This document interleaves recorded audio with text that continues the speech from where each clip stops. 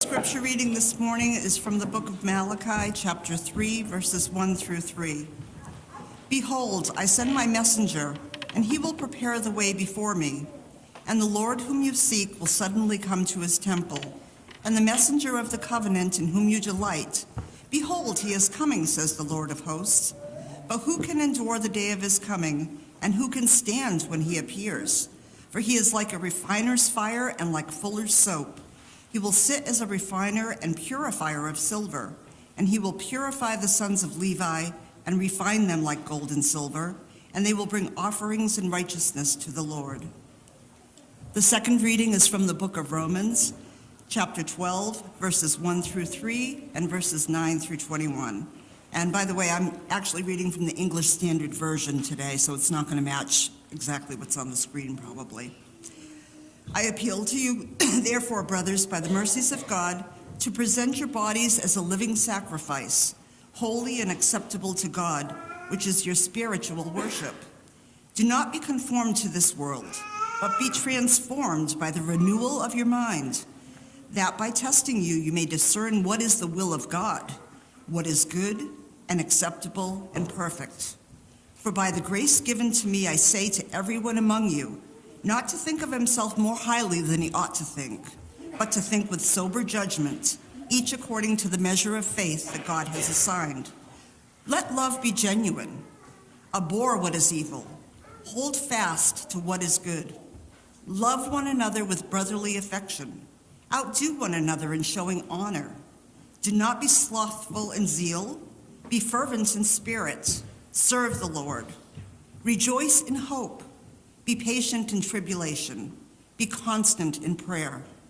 Contribute to the needs of the saints and seek to show hospitality.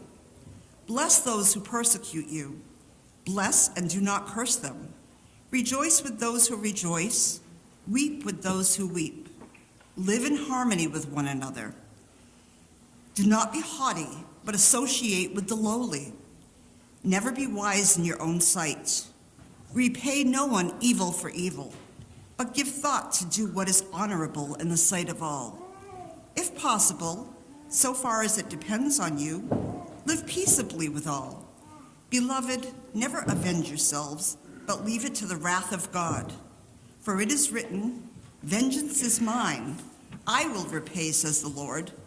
To the contrary, if your enemy is hungry, feed him. If he is thirsty, give him something to drink, for by doing so you will heap burning coals on his head. Do not be overcome by evil, but overcome evil with good.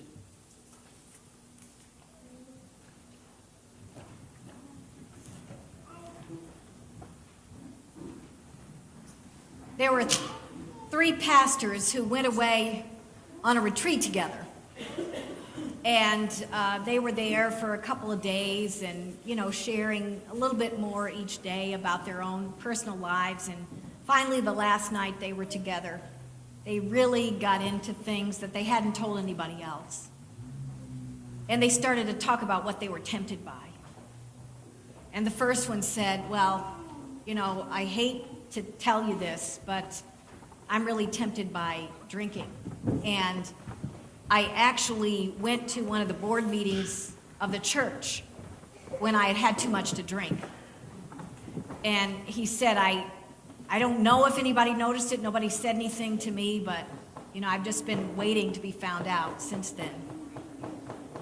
And the second one said, well, I think mine is worse than yours. He said, I'm tempted by gambling. I called in sick to church one Sunday morning because I'd gone to the horse races on Saturday night. And I was losing, so I kept trying to win. And I just stayed up way too late, and I couldn't get up for Sunday morning. And the third one said, wow, that's really bad. But he said, mine is the worst of all. I can't keep any confidences. I'm a real gossip. And now I feel the need to go and make some phone calls.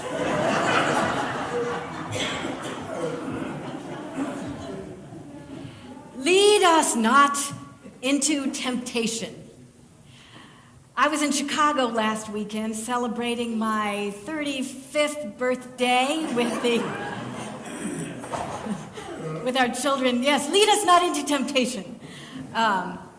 And our daughter took us to Stan's Donuts.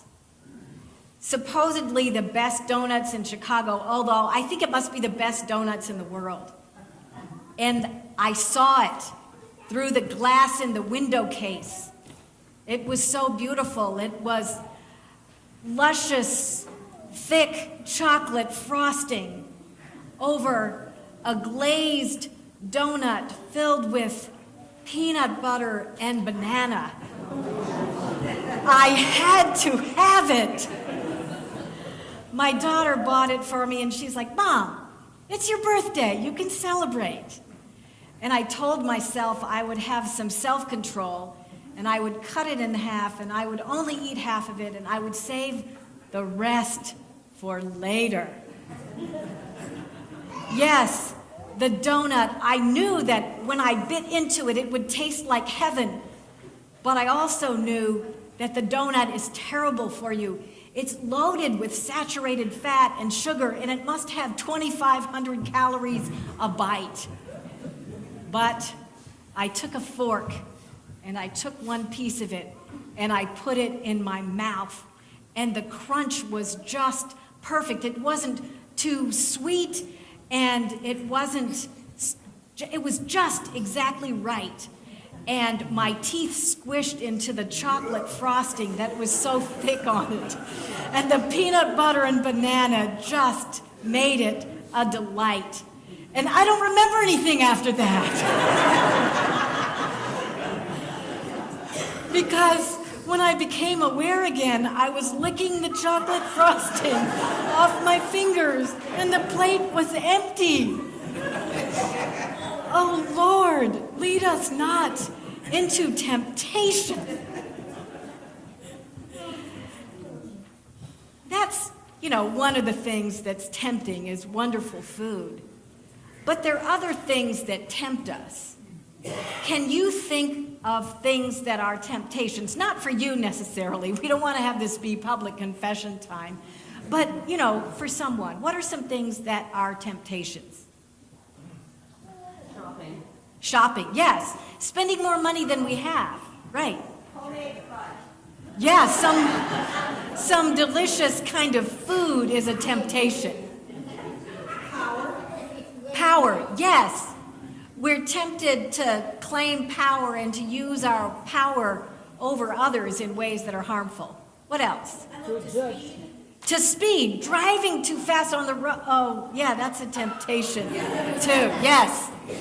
In my line of work, driving off of brand new vehicles, the temptation to take that Camaro ZL1 and do a donut in front of it. Yeah. When you are entrusted to take good care of that car, you want to just see how it works. Yes, Sue. Others to agree with what I want to do. Pardon me? To have others agree with what Yes. We want others to agree with ourselves, and so we might be tempted to really push our point just to get them to agree when they have a different opinion. Yes. To judge others because they don't think like us. Yes. Similar to that, judge others because they don't think like us, to make a judgment about what they're thinking. Yes. Temptations like alcohol or pills or other kinds of things that are addictions. I put some gossiping or invading somebody else's privacy, straying outside our committed relationships, playing when somebody else is doing all the work. You know, there's a few temptations. We could make a long list of temptations, but you get the idea that there are a lot of temptations around us. And you know what? If you think about temptation, if you parse every single one, it's really always about meeting some basic, legitimate need that we have, right? Temptation is initially about meeting some real human need that's legitimate that we have, like sleep or food or water, or the need for relaxation, the need to play, the need for romance, the need for belonging or support or safety, to manage anxiety or fear. I mean, the donut, you know, the temptation of the donut, really, that comes from a need that early humans had to eat a lot of calories because it was so hard to get enough calories in a day. That's what they spent most of their energy doing. And so, you know, we've kept that biological need to look at something and to see that it has a lot of calories and just to really want it. Or the temptation, for example, to gossip is about wanting to belong. You know, there's an intimacy that comes between two people when you gossip about a third person. So you want to belong. You're using that negative way of doing it, but the need is a legitimate need to try to belong. The temptation to drink or gamble usually has to do with some anxiety or underlying fear or some kind of unmet need. Any temptation that you can think about has its appeal in something that we human beings really do need. So that's why the temptations are so enticing and how they can appear to be benign and take us in the wrong direction. And Jesus said, lead us not into temptation, and what's the next line? But deliver us from evil. Yes, deliver us from evil. We know that temptation and evil, or we can say sin too, are linked. Because when we respond to temptation, it has a way of leading us into sin or leading us to evil when we go beyond meeting that legitimate need and go into a situation that will do harm to others. So evil is present. The potential for evil is present, lurking inside ourselves or lurking out there. But until we act on it, it doesn't do harm. It's when we make a choice, when we make that bad choice, that evil really exists, comes to bear. Proverbs says, there's a way that seems right to a person, but its end is the way to death. And I think one of the things that makes it so hard about temptation is that when we're tempted, we can often convince ourselves that we're doing the right thing, or maybe what we're doing isn't going to harm anyone.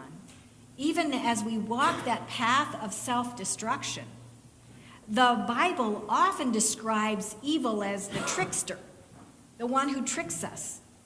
Because usually evil isn't really evil when it's obvious. You know, when something is really terrible, we know how to avoid it. It's when we step on that slippery slope that we can begin to fall. And sometimes we make a choice that we can only realize in retrospect that it was guided by the trickster. And I think of Judas. You know, we're thinking about Judas as we end Lent and go into the season of Holy Week, week after next. And there are some scholars that have said that Judas was possibly a zealot, which means that he thought Jesus was going to come as a political and military Messiah and overthrow the Roman government, and that he was impatient for that to happen, and that he knew Jesus had the spiritual power and the power of the crowds to do it. And so he betrayed Jesus to speed up the process. It's what some scholars say, that he thought that when he betrayed Jesus, that Jesus would take a stand and the revolution would come. And he discovered all too late that it didn't happen that way. And he had a deeper regret than any human being could ever have. He fell prey to the temptation of power and control. But most of us aren't like Judas. You know, most of us don't do that really horrible thing because we think we're doing good.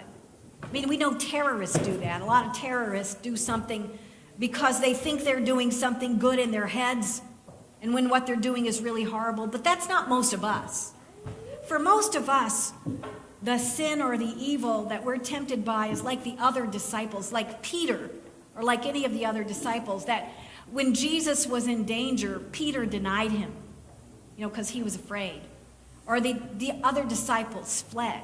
That for most of us, the temptation that we face is being silent, not saying anything when we see somebody else is doing something wrong, or when they say something that's really mean or can harm another person. And I think the worst kinds of evil in history have happened because of silence. It doesn't happen when one bad person does one thing that's bad, but it happens when a whole lot of people look at it and know it's wrong and don't do anything or don't say anything. Edmund Burke says the only thing necessary for the triumph of evil is for good people to do nothing. For good people to do nothing. That's when we have the most devastating consequences like genocide or appalling oppression of many kinds. And in the scripture in Romans that Sherry read, Paul has some instruction for us to really help us. He says, do not be conformed to this world, but be transformed by the renewing of your mind, so that you may discern what is the will of God, what is good and acceptable and perfect. And you know what's amazing about this chapter 12 in Romans? I hope you'll remember that. Chapter 12 in Romans. Go home, read it, photocopy it, and put it up and read it over and over again, because it has such condensed wisdom for all of us. Remember when Paul wrote this, it was towards the end of his life, and he'd experienced many things, and he'd learned so much about how to live the life that Jesus had called him to, and he'd faced some challenges and overcome them, and he was getting ready, he knew, to go to jail and to die. He knew he was probably going to die soon when he wrote all of this. And when he looked around, it may be that from what he saw with his own eyes and heard with his ears, that he didn't have much hope. It didn't look like much had changed. Nonetheless, he had eyes that allowed him to see beyond that day when he was imprisoned, and it seemed like the bad guys were winning everything. And he said, do not be conformed to this world, but be transformed by the renewing of your mind. One of the best ways we can fight evil is to Just practice not going along with the crowd.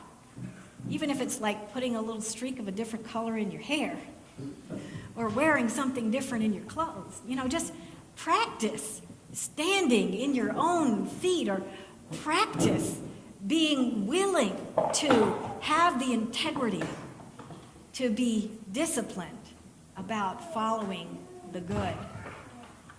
Because Paul says that if you're really going to be able to overcome evil, the second thing you have to do is to be humble. By the grace given to me, I say to everyone, don't think of yourself more highly than you ought. That's the second way we end up being tempted. The third way that we end up being tempted is thinking so much of ourselves that we're not willing to listen to others. The greatest danger is thinking that we have every single answer about evil and good, and we're going to teach everybody else about it, to always point the finger away from ourselves and toward others. The Bible says, don't point out the speck in somebody else's eyes, but get the log out of your own eye first. The black and white know-it-all view of things with no self-reflection. That's the way we succumb to evil, or to sin, maybe a better way to put it, to that lure, more often than anything else. There was a research study that just came out, and what they discovered is that false news spreads more quickly than news that's true. In fact, it's much more likely to go viral. If you put something out there that is a flat-out lie, it's much more likely to be shared over and over and over and over and over again and to go viral than if you put something out there that's absolutely true. And I think that has to do with the fact that we love to hear our own opinions reflected. And the more polarizing it is, the more tempting it is to say, oh, that's absolutely true, I'm going to do that. It makes that other person look so bad. It makes my person look so good. And so that's how the things that aren't true are spread over and over again. That was really disappointing to read that. So now we know a lot about how we succumb to evil, but that doesn't help us very much, maybe. But how do we overcome evil? First of all, fighting evil has to do with identifying it. And then the second part of this, Paul says, think with sober judgment, each according to the measure of the faith that God has assigned. And then he gives his whole 3 paragraphs about how we overcome evil. And it's really simple. And he says it in about 1,000 words, but the first few words say it all. Let love be genuine. Hate what is evil. Hold fast to what is good. And then he says, love each other with affection. Don't lag in zeal. Rejoice in hope. Be patient. Persevere in prayer. Contribute to the needs of saints, extend hospitality to strangers, rejoice with those who rejoice, weep with the ones that weep. Don't pretend like you're wiser than you are. Live in harmony with one another. Don't repay anyone evil for evil. Don't avenge yourselves. Leave room for the wrath of God. If your enemies are hungry, give them something to drink. If they're thirsty, or if you're hungry, feed them. If they're thirsty, give them something to drink. Do not be overcome by evil, but overcome evil with good. There was a kid named Augie who was born with Treacher-Collins syndrome, which is a very rare genetic illness where he was born with a disfigured face, normal in every other way. And he had to spend most of his life getting surgeries to put a cheekbone in, put a chin in, move his eyes so they were closer to a normal place on the head. And even after all the surgeries, he looked quite peculiar. When people first met him, they were always shocked to see him. And he hadn't been able to go to school. And his parents felt like when he was in 5th grade, he could start school. And he was a normal kid in every other way except for his facial features. You know, he loved Star Trek. He was really smart in science. He liked to play video games. But he goes to school on the first day, and you can imagine what it's like for his parents and his sister, you know, how they leave him off at the walkway into the school. And they can't go with him, you know, he's in 5th grade. And they watch the other kids as they look at him and turn away in horror, or the polite kids that just look down at their feet and try not to have a horrified look on their faces. And after he gets home from school the first day, they ask him, how did it go? How was it? He was like, it was horrible, and I don't want to talk about it. Because we know that no one talked to him, and he tried to be unobtrusive in the corner of the classroom, and the most obnoxious kid in class singled him out and made fun of him in front of everybody else. You know, it was a nightmare. It's anyone's nightmare.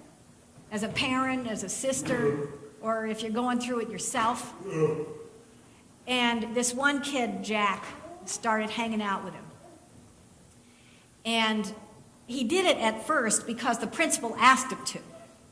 And also because his mother told him, you better do it, you know, because it's the right thing to do. But eventually, he just got to really like Jack. Jack was smarter than he was, so helped him with his science. He was really funny. And when Augie was smarter than Jack and helped Jack with his science, and Augie was really funny. And when he had problems at home, when Jack had problems at home, Augie gave really good advice about how to deal with it. You know, so he was a real friend. But then one Halloween, which was Augie's favorite holiday because he got to wear a mask and nobody stared at him, he came to school dressed in his mask and no one recognized who he was. And he happened to be standing near Jack when he was talking to the kind of bullies of the class. And they were really getting on Jack's case. Why are you friends with him? You must be stupid. What kind of kid are you that you would be friends with that kid? And Jack said, well, I'm not really friends with him. I just hang out with him because my mother made me, because the principal asked me to. And I don't even really like him. And Augie heard it. Can you imagine? He heard him say it.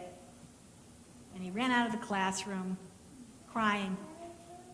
And he didn't want to go back to school, but his sister talked him into it, going back to school. Imagine the courage it would take to go back to school after something like that. And he stopped talking to Jack. And Jack didn't know why. He didn't know Augie had overheard. And eventually, you know, he discovered what had happened. Because Augie told somebody else, and she told him. Eventually, he figured out. And talk about judging yourself or feeling like you've done something really bad or wrong. And he went to Augie and he apologized profusely. I'm so sorry. I don't know why I said that. It's not true. I really like you. You're my good friend. And Augie kind of accepted him back. And then the next thing that happened was the really obnoxious bully made a crack about Augie. And Jack, who was about this high, and the bully, who was about that high, hauled off and just decked him in the nose. And he got suspended for it, as he should have been. And his life became much worse after that, because not only did they pick on Augie, but they started picking on Jack, too. But you know, as the story unfolded, what happened was, child by child in that school was transformed by Jack's attitude toward Augie. It's like Augie's humor and his brilliance and his wisdom were reflected in Jack, and other people could see it. And so by the end of the movie, all the kids, had changed how they viewed Augie. And were patting him on the back and calling out to him in the cafeteria. And it was all because Jack had that courage. This was a movie, mostly fiction, but it was based on something that happened to R.J. Palacio. But you know what? The heart of that dynamic is true.